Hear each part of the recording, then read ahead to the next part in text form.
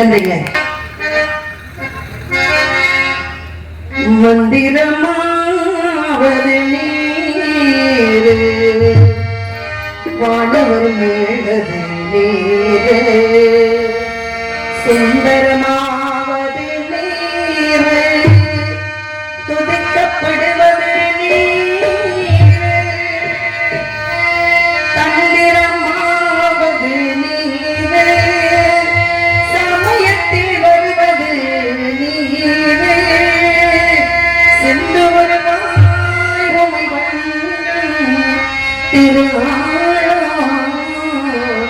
திருநீரே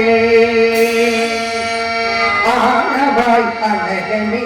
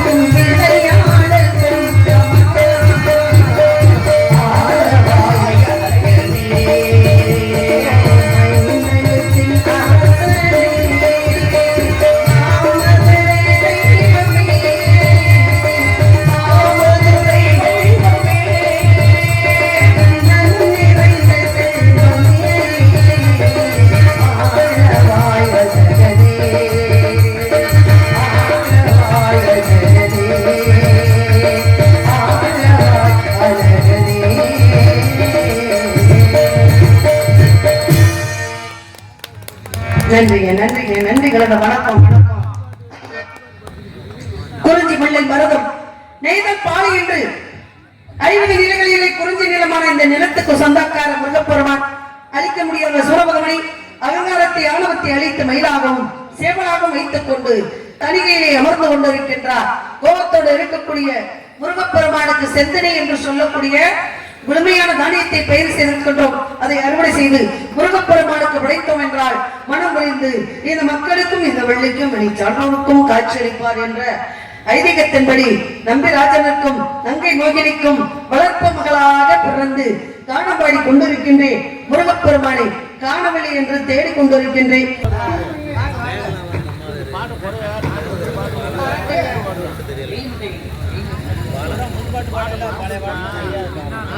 என்ன பாடணும்? புது பாட்டா பழைய பாடா?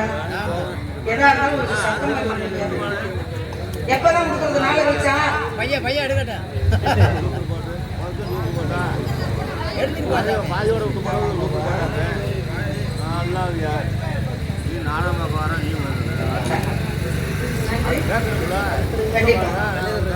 ஐயப்பன் பாட சொல்லி 150 ரூபாய் அன்பளிப்பு செய்திருக்கின்றார். ஆகையினாலே அன்பளிப்பு செய்து பெருமைப்படுத்திய ஆமா ஐயா அவர்களுக்கு மனமார்ந்த நன்றி கண்ட வணக்கம்.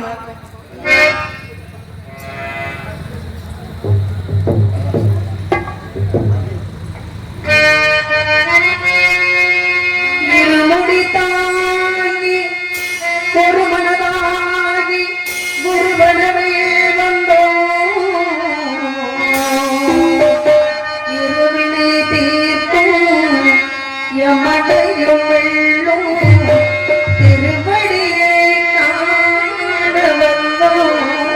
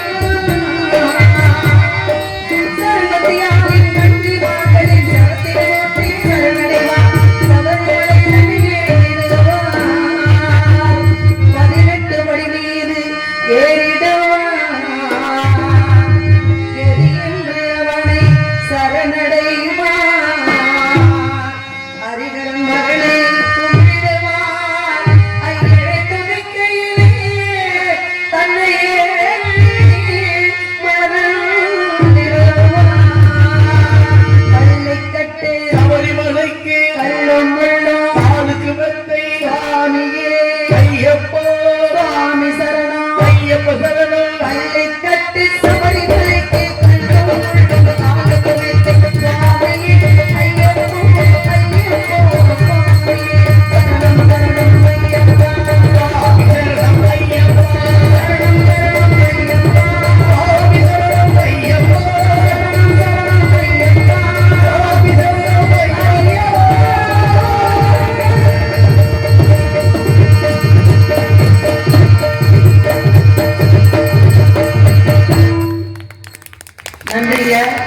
ஒரு விஷயம் தெரியுமா? இன்னைக்கு தான் இந்த பாட்டை நான் பாடியிருக்கேன். ஏன் தான் என்னை இப்படி சோதிக்கிறாருன்னு தெரியல. முருகா கடவுளே சிவனாரே. இல்ல இல்ல, அதாவது பாட தெரியாத நிக்கிறத விட தெரிஞ்ச வரைக்கும் பாடி அதுதான் பெரிய விஷயம். அதனால ஆமா எங்கனையும் கொஞ்சம் குறையுதுன்னு நினைக்கிறேன். கண்டிப்பா குறை இருந்தாலும் மன்னித்து கொள்ள வேண்டும். அதனாலே ஆமா எழுதி வச்சிருக்கேன், புஸ்தகத்துல கூட வச்சிருக்கேன். அந்த பாட்டை ஆசைய பாடணும்ட்டு நான் கத்துன்னு பாடுறேன். அந்த மாரியம்மனை வணங்க வேண்டும். அவளை எப்படி வணங்க வேண்டும் என்றால் பச்சையில கட்டிக்கிட்டு வெற்றிலையை எடுத்துக்கிட்டு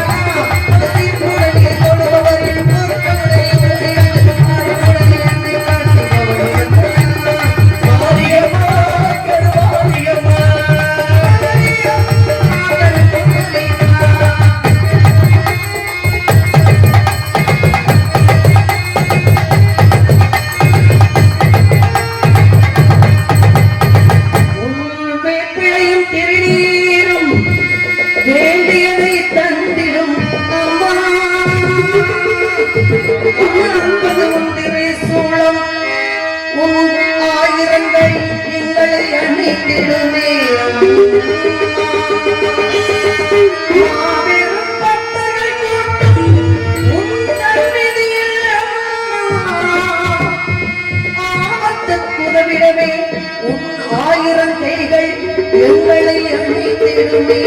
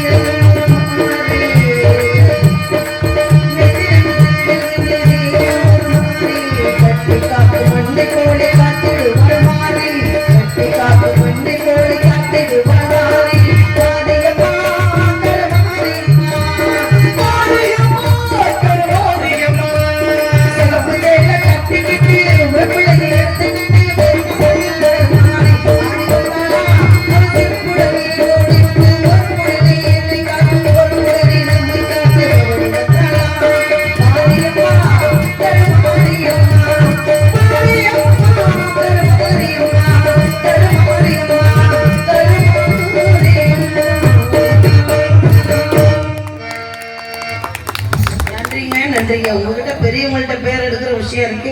மிகப்பெரிய நன்றி. அந்த நன்றி எல்லாம் அந்த மதுரை மீனாட்சி என்று சொல்லக்கூடிய சொக்கநாதருடைய மனைவிக்கு தான் சேரும். ஏன்னா உலகத்திலே வீட்டு மாப்பிள்ளையா யார் வந்திருக்கா அப்படின்னா சொக்கநாத பெருமான் கையிலையை மேலையை விட்டு வந்திருக்கா. மீனாட்சி மந்திரிப்பவள் லட்சேனா கேட்கும் கேள்விக்கு போது வார்த்தை சொல்யாவகமா இந்த மதுரை நகர் 60 கால தூரம் வாழும் குடிகள் சொந்தமா. இது வந்து எந்த நாடகங்கள் பாக்குறீங்கல்ல, இந்த பாட்டு எந்த நாடகத்துல வருது யாராவது பெரியவங்க சொல்லுங்க. பவளக்கொடி நாடகத்துல வருது. பவளக்கொடி நாடகத்துல இந்த பவளக்கொடி நாடகம் வச்சா யார கொடுதும் வள்ளி திருமணம் ஒன்று நாடகம் வச்சா முருகப்பெருமானுடைய புகழை சொல்றதுதான் இந்த நாடகம். ஆனா பவளக்கொடி என்று சொல்லக்கூடியது பஞ்ச பாண்டவர்கள் வரக்கூடிய கதை. பஞ்ச பாண்டவர்களுக்கு துணையா இருக்கிறது யாரு? கிருஷ்ண பரமாத்மா. இந்த கிருஷ்ணனுடைய புகழ் நிறைய பாடல் கிருஷ்ணன் பாட்டு பாடலாம். எதுல? பவளக்குடி என்று சொல்லக்கூடிய நாடகத்துல. அப்பதான் மீனாட்சி ஆகப்பட்டவன் மதுரை மீனாட்சி என்று சொல்லக்கூடியவர் தடாதகை பிராட்டி. அவ என்ன பண்றா? மதுரை மாநகர் 60 கால தூரத்தையும் ஆண்டுகிட்டு இருக்கா. அந்நிய தேச மன்னர்கள் கப்பம் கட்டி இங்க உள்ள வந்துடக்கூடாது என்பதற்காக என்ன பண்றா? எல்லா இடத்துக்கும் சண்டை போடுறான். சண்டை போட்டு போர்களை வெற்றி காண்கிறான். தடாதகை பிராட்டி என்று சொல்லக்கூடியவர் 3 கொங்கையோட பிறந்த பெண். அப்பேற்பட்ட பெண்ணு புதுமையாக ஒரு பெண்ணுக்கு 2 கொங்கை இருக்கும் மார்பகம் என்று சொல்லக்கூடியது. பெண்ணுக்கு வித்தியாசமா இருக்குன்னு பெத்த தாய் தகப்பன் வருந்துறாங்க. அப்பதான் அசரீரி சொல்லுதே, உங்க பெண்ணு தக்க பருவம் வரும் பொழுது யார பார்த்து எந்த ஆண்மகனை பார்த்து வெட்கப்படுறாளோ அப்பொழுது அந்த மார்பகம் என்று சொல்லக்கூடியது நடுவில் இருக்கக்கூடிய மார்பகம் என்று சொல்லக்கூடியது மறைந்து விடும் அப்படின்னு அசரீரி சொல்லிச்சு. அப்ப எல்லா உலகத்துக்கும் சண்டை போட்டு போனா கடைசியில கைலை மலைக்கு போறா. அந்த கைலை மலையில இருக்கக்கூடிய சொக்கநாதன் அந்த அவரை பாக்குறா, சிவனை பாக்குறா. சிவனை பார்க்கும் பொழுது வெட்கப்படுறா, நாணப்படுறா. அப்பதான் பெண்ணுன்றே ஒரு அந்த வெட்கம் வருது. நம்ம பெண்ணா நம்ம ஆம்பளை பார்த்து வெட்கப்பட்டமே அப்படின்னு சொல்லும் பொழுது மார்பகம் என்று சொல்லக்கூடியது மறந்தது. அப்படி மறந்தை போகிறத உடனே என்ன பண்றா? இவர் தான் நம்மளுக்கு புருஷன் அப்படின்னு ஏத்துக்கிறா. அப்ப கைலை மேலையில இருக்கக்கூடிய சிவபெருமானை மதுரைக்கு கொண்டு வந்து திருமணம் முடிச்சு முதல்ல பாண்டிய மன்னர்கள் வந்து திருமணம் முடிச்சா முதல்ல எங்க போய் சாமி கும்பிடணும் அப்படின்னா இன்னையிலும் நன்மை தருவார் என்று சொல்லக்கூடிய கோயில்ல தான் பாண்டிய மன்னர்கள் திருமணம் முடிச்ச உடனே போய் வழிபடுறது வழக்கம். இன்மையிலும் நன்மை தருவார் கோயில் என்று சொல்லக்கூடியது தெரியும். பழைய சங்கம் நம்ம சங்கம் இப்ப இன்னைக்கு வந்து பாண்டி கோயில் கிட்ட வந்திருக்கு. புது சங்கம் தமிழ்நாடு நாடக நடிகர் சங்கம். இப்ப முன்னாடி பெரிய என்று சொல்லக்கூடிய பக்கம் இருக்கு சரியா, அங்க இருக்கு. அந்த இடத்துல போய் அந்த இன்மையிலும் நன்மை தருவார் என்று சொல்லக்கூடிய அந்த ஆலயத்துல போய் சிவ வழிபாடு செய்கிறாங்க. அதனால திருமணம் முடிக்க முடியாம இருக்கக்கூடிய பெண் ஆண் அந்த இடத்துக்கு போய் இன்மையிலும் நன்மை தருவார் என்று சொல்லக்கூடிய இறை வழிபாடு சிவ வழிபாடு செஞ்சா திருமணம் நடக்காதவங்களுக்கு தோஷம் இருக்கக்கூடியவங்களுக்கு திருமண தடை விலகி அவங்களுக்கு திருமணம் நடக்கும் அப்படின்றது உண்மைங்க. அப்பேற்பட்ட வீட்டுக்கு மாப்பிள்ளை என்று சொல்லக்கூடிய சிவபெருமானை கொண்டு வந்து மதுரையிலே வச்சிருக்கா. ஆத்தாவுக்கு அபிஷேகம் நடந்ததுக்கு அப்புறம் தான் ஐயாவுக்கு நடக்கும். ஏன்னா அவ ஆட்சி புரிகிறார் அல்லவா. அப்பேற்பட்ட சிவபெருமானை வணங்கியாச்சு. இன்னைக்கு நான் எதுக்கு வந்திருக்கேன்? எங்க அப்பா சொல்லியிருக்காரு, கண்ணு கருத்துமா காவலை பார்க்கணும். ஆண்கள் உழுது பயிரிடுவதும் பருவமடைந்த கன்னி பெண்கள் காவல் பார்ப்பது குல வழக்கம். அந்த குல வழக்கம் மாறாம நீ காவலுக்கு போகணும் தோழிமார்களோட அப்படின்னு அப்பா ஏற்கனவே சொல்லிட்டாங்க. நான் வந்திருக்கேன், என்னுடைய நிலைமை எடுத்து உங்ககிட்ட சொல்லிட்டு இருக்கேன். முருகனை எந்த வயசுல காதல் பண்ணேன்? 5 வயசுல அரியா சிறுமியாக இருக்கும் பொழுது நீங்க வர வேண்டும், எனக்கு மணமாலை தர வேண்டும் அப்படின்னு அவர் வணங்காத நேரம் இல்ல. நான் வணங்கிக்கிட்டு இருக்கேன், அவர் எதிர்பார்த்து காத்து கொண்டிருக்கின்றேன். அவர் வருவாரு, எங்க 2 பேரும் திருமணம் செய்வோம். காலையில நீங்க கை நிறைய மொய்யெல்லாம் போட்டு சாப்பிட்டு போங்க. இதுதான் நான் உங்ககிட்ட கேட்கிற கேள்வி. ஆகையினால முருகன் நான் எப்படி நினைச்சேன்